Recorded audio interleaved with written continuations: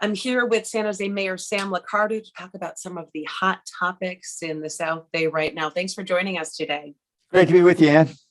Top of mind right now, street safety. We have some very unfortunate statistics coming in already this year. We've seen 11 people die in traffic crashes, most of them pedestrians. So what is going on down there? What is making your streets so unsafe to simply take a walk? Well, it's a gruesome toll. We're seeing this nationally, a very large rise over the last half decade or so. And nationally, what they seem to be saying is the fact that we're driving more SUVs and fewer small cars. That certainly has an impact on the number of fatalities. The fact that we're increasingly distracted by our smartphones. So certainly there's this national trend, and there's a lot that cities need to do. But we've really tried to burrow down and figure out what's going on here locally in San Jose. What we found is that 55% of our fatalities are occurring just along 3% of our roads. And so we identified those 17 corridors where we want to have additional police enforcement. So we're putting more traffic enforcement out there to slow folks down, because we know speed is the one factor that's most correlated with these horrible incidents. And we're also investing in trying to slow traffic down through using what we call quick build projects, that narrow lanes, installing paint that narrows a lane, maybe adds a bike lane, for example, that forces drivers to drive more slowly in many of these major corridors, as we think about Camden and Branham and other kinds of roads where you have many, many lanes.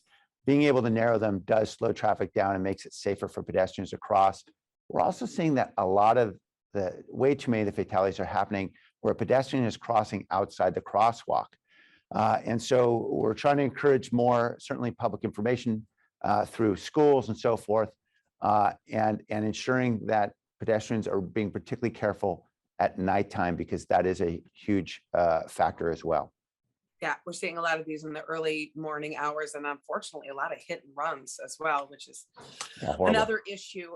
You're talking about some of the plans to make things safer. I know you had your Vision Zero that has been going on for several years. Is this a new push? Is this the same push? Is there anything different in that strategy?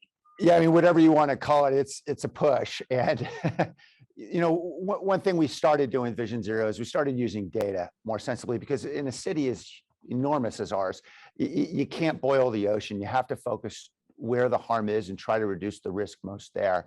And so I think that has really led us down a process where we're able to focus dollars, in this case about $6.5 million, on those 17 corridors where we know folks are most at risk. And we hope we're going to see some real progress as these projects get built out, and then be able to focus on other parts of the city. Any timeline there?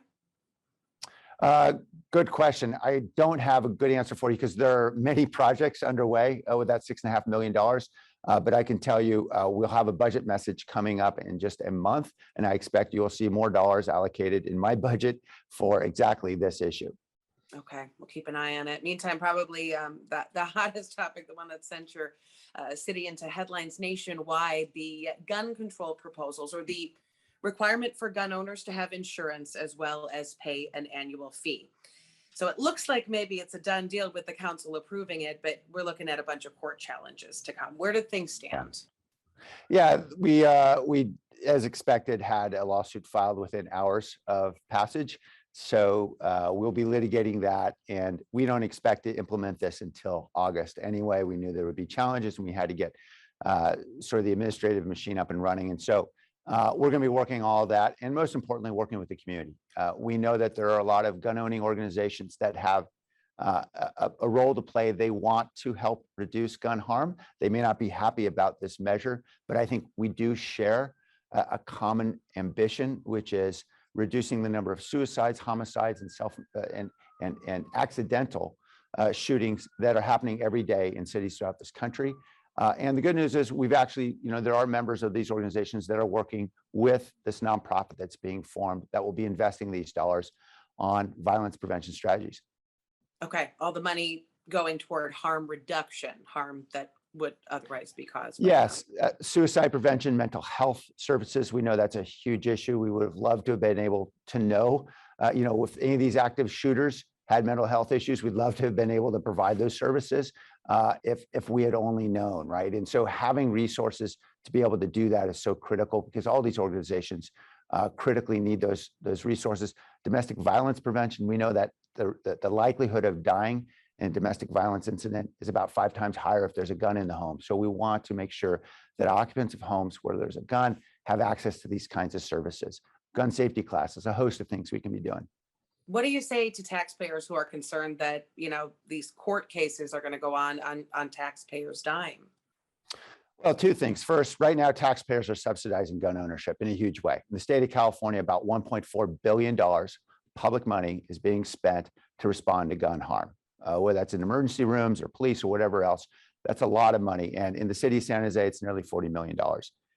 So taxpayers are right now subsidizing gun harm. We have a team of legal experts, national organizations, as well as a local law firm by the name of Petrie. It's stepped up and offered to represent the city pro bono because they believe passionately in this work. And I want to thank Joe Chet for that and their team. So I'm confident that we're going to be able to defend this in a way that's vigorous, that is not going to cost taxpayers significantly.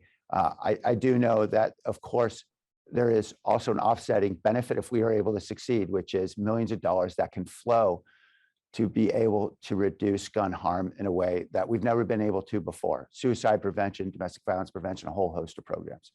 A lot of people are going to be watching as this all unfolds. I know this is the first in its nation. Have you heard from any other mayors about maybe they want to replicate your plan? Yeah, I've heard from many who are very interested. They'd like to know how we do first in the next few months, make sure we get through the court battles. And I suspect you're going to see a lot of other mayors and hopefully states. Really, most importantly, I'm talking to a couple of legislators here who have been very interested in this. And I know Assemblymember Phil Ting actually introduced a gun insurance measure in the state of California 6 years ago. And so I think he would love to see something statewide as well. We want to see if we can get through this, and I think we're going to have a lot of other folks jumping in. Okay. Housing, obviously a very hot topic as well. Some success that you've had talking about this quick build apartment complex being built, public-private partnership. Tell us about it. Yeah, we started this during the pandemic with some dollars we had from the state that enabled us during the pandemic with emergency orders to essentially get all the red tape out of the way and go build as quickly as we could. And we got our team together and said, look, let's see how many unhoused people we could get housed if we were to throw the rules out and just build what we know is safe and build what we call prefabricated modular housing, using factory-built housing that we can deploy often on public land that nobody's terribly interested in building on. Maybe it's near freeway, for example, a freeway off-ramp or whatever it might be. And so we got 3 of these projects built. And in a Bay Area where it takes typically 5 years to get an apartment building built, and it costs $800,000 per unit to build it, we were able to build in about 5 months and build it about $100,000 a unit. So huge savings, and most importantly, in time. So we're trying to see how we can replicate this. And we've got a lot of philanthropy now interested in this, very generous people like Peter Powell and John Sobrato, who have devoted millions and millions of dollars to help us build more because they are seeing that it's working. We're getting people off the street. Obviously, we've got to scale this and do much, much more because the problem is enormous. Mayor Sam Liccardo, thanks for sharing the latest and greatest happenings in San Jose, and we'll be looking forward to your budget proposal coming out very soon. Great. Thanks. Great to be with you, Ann.